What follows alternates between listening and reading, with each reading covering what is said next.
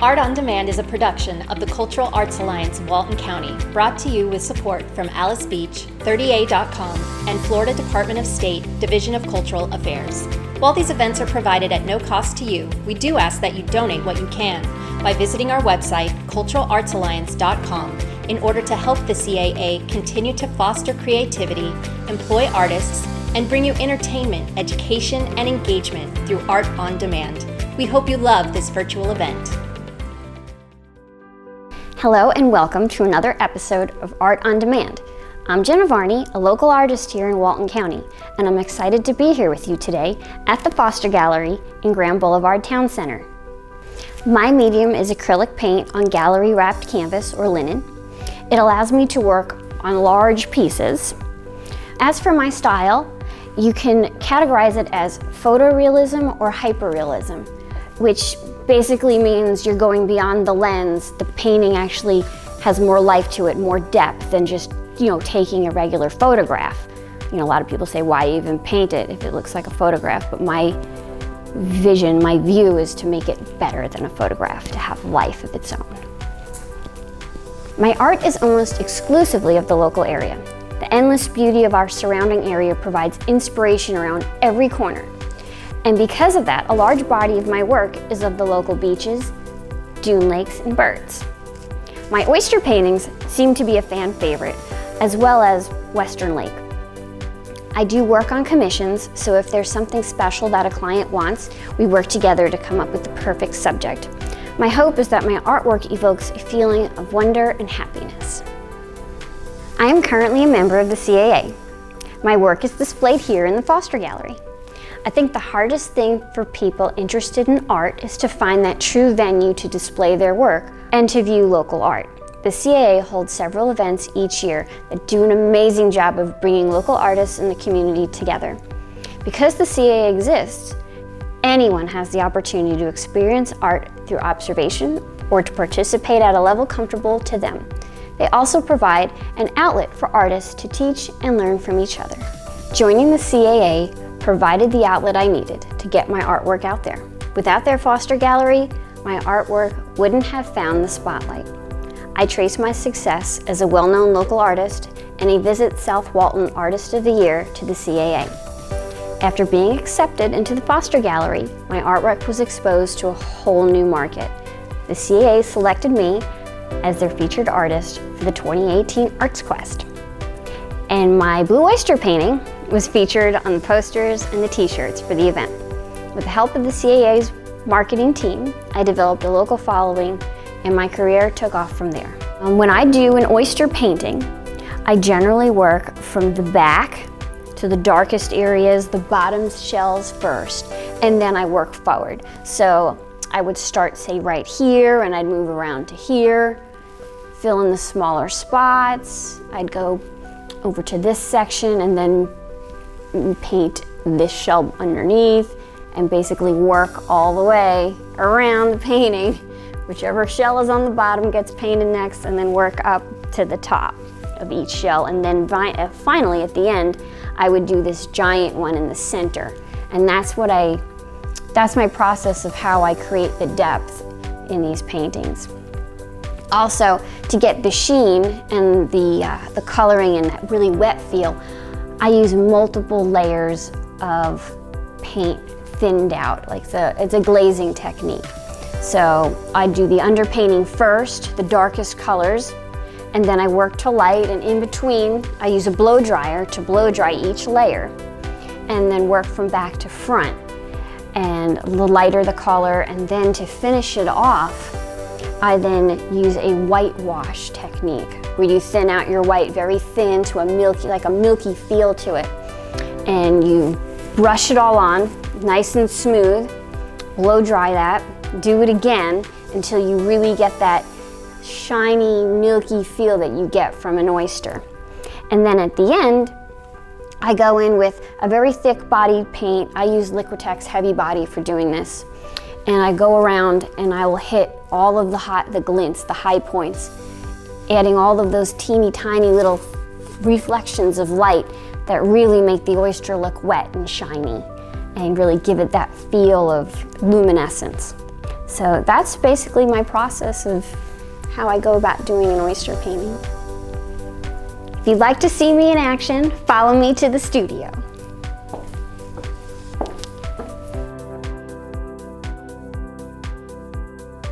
All right, so I'm about ready to sit down and start painting, but to save my clothes, I'm going to put on one of my husband's old flight suits, which I paint in. So here I go. Voila! So when I go to begin a painting, I usually always work from one of my own photographs that I've taken myself as my photo reference. And then I will paint the background color of the canvas. So this piece is, I'm working from a photo that I took of the beach. This is basically at 4 o'clock in the afternoon at sunset, which is, when you're doing beach paintings, the best time to photograph for your beach paintings are either first thing in the morning or right before sunset, because the shadows and the colors are the best. And I really like this one because of the blues and the pinks that reflect in the water, just kind of catches that color. Whatever the dominant color is going to be in the painting. So in this case, the background color you can see on the side here is basically cyan. It's a mixture of different color cyans to make that blue color in the backdrop. I then go and I do a line drawing of the entire painting, smaller. And that line drawing then is blown up to the size of the piece. It's actually drawn in ratio to the painting that I'm going to be producing. So it's a smaller drawing, but then it's blown up in the same ratio to the size of the painting. And then I trace it on with graphite paper, which is what this outline is. It's basically graphite paper. You put the graphite paper behind it and then you have a nice clean line. Because with photorealism, you need a clean line.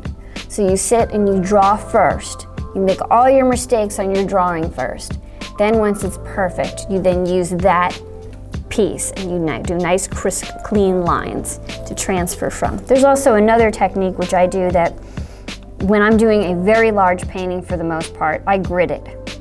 So basically, I add a grid to that drawing that I'm using, and that grid is then applied to the painting itself, so that even the photo reference I'm working from is cut into small little pieces that are the exact same size in ratio to the square that is gridded up on the painting. So you're literally being myopic when you're painting. You're focusing just on a small section or a small square. So there's really, depending on what my subject matter is how I go about my process of how am I going to actually make the product come to life. What's going to be my game plan for it. I deliberately pick things that are challenging to paint because I like to push myself forward, you know, always growing as an artist, maybe becoming better, get better at my craft, you know. I don't want to just stay stagnant. I want to, what's the next best thing? What can I do next to kind of push even push hyperrealism forward? Like, what can I do? There really isn't atypical painting for me. It depends on, maybe you'd say a week for something like this. But that oyster painting outside is 3 months. 3 months worth of work. They're very time consuming.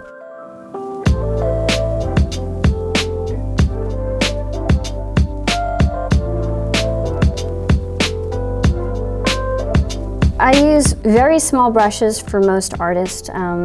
Usually, I even use this paintbrush the most for even when I'm doing a giant mural. It's kind of funny, my husband makes fun of me for it, but for me it's my most useful tool. It's perfect for putting outlines in. It's great for making hair and fur and seagrass. Excellent, you know, everybody needs to have. I think this is a #1 paint, #1 liner is what it's called. And it's basically my most useful tool in my toolbox. I think next is the even skinnier one. And if you can find them, they're hard to find, but these are your quintessential making a hair for a feather,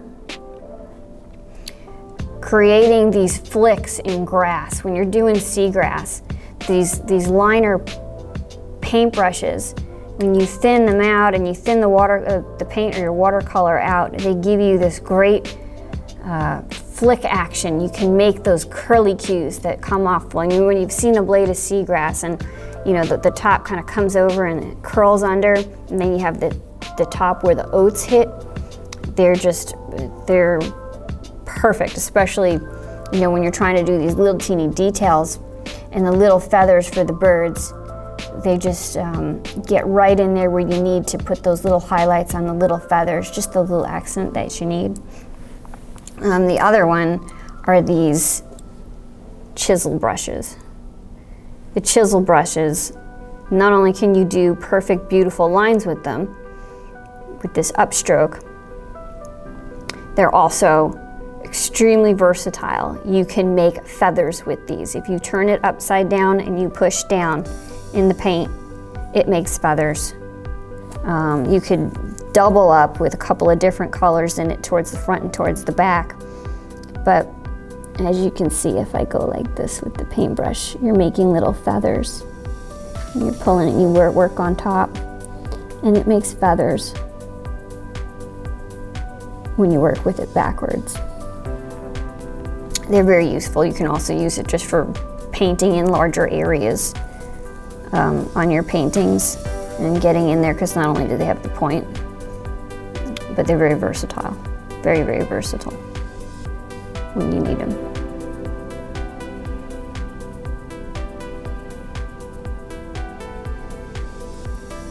And the other brush that I work with a lot is my fan brush. I'd be lost without my fan brush. The fan brush is what I made the entire backdrop with in this painting. So you use the fan brush and you go in a circle and you fluff to make the sea froth. And then you can also use it to paint the line. So if you come from the bottom and you do the flick up from the bottom, that creates the drop shadow in the foam for the wave. Same thing over here. Drop shadow from the top. It gives that curve from the bottom, it curves up. That's what created all of these lines here. And then these smooth diagonal lines. You wet this brush with a very thin layer of pink, and it'll give you those highlights that you're looking for in the water, of the pink that's catching the sunlight. You thin it out really, really, really thin. It's an incredible brush that everybody really should have in their toolbox when they're painting. And then of course a kneaded eraser. You have to have a kneaded eraser, because you're going to have spots after you transfer your picture over. You'll have some spots of graphite that kind of get mixed around all over the canvas, and then that gets mixed in with your colors and kind of dulls down the paint. I grew up watching Bob Ross, and he was the first person that made me actually believe that you can make a living being an artist. I mean, obviously he paints a lot different than I do, but he took painting and turned it into a joy for millions and millions of Americans and children all across America. So I would say he was a huge influence. And then I would say Frederick Church from the Hudson River School painters. I mean, we wouldn't have half of our parks if it wasn't for those Hudson River School painters that went out there and painted those beautiful, the Grand Canyon and Niagara Falls and all of America's greatest parks. They painted, and if they hadn't painted them with photorealism, Roosevelt wouldn't have made them national parks. So I would say, yeah, being able to sit there and look at one of their paintings, you could spend all day just sitting there trying to look at all the details that are in there.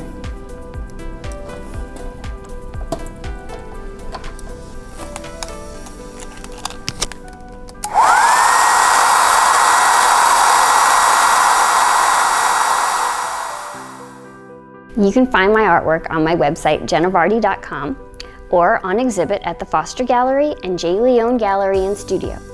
My work is also on display in many of the businesses located on Florida's scenic Route 30A, and permanent murals are located in the Panhandle First Watch locations and the Moolah La mural in Baytown Wharf. If you like this content and would like to see more, please visit culturalartsalliance.com and click Donate. $10, $20, $50, $100, every little bit helps. Thank you. Thank you for experiencing this episode of Art on Demand, presented by the Cultural Arts Alliance of Walton County, with support from Alice Beach, 30A.com, and Florida Department of State, Division of Cultural Affairs. We hope you explored your creativity and learned something new today. As the creative core of Walton County, the Cultural Arts Alliance of Walton County offers support, connection, and access opportunities for all forms of art, every variety of maker, all levels of learners, and especially art lovers. Through performance, funding, and educational programs, the 501c3 organization directly connects the people of Walton County with the broader view, the critical exploration, and the answers only the arts have the power to provide. If you loved this episode, please visit culturalartsalliance.com and click the donate button to give what you can to help the CAA continue to bring you art on demand. And stay tuned for our next virtual event coming soon.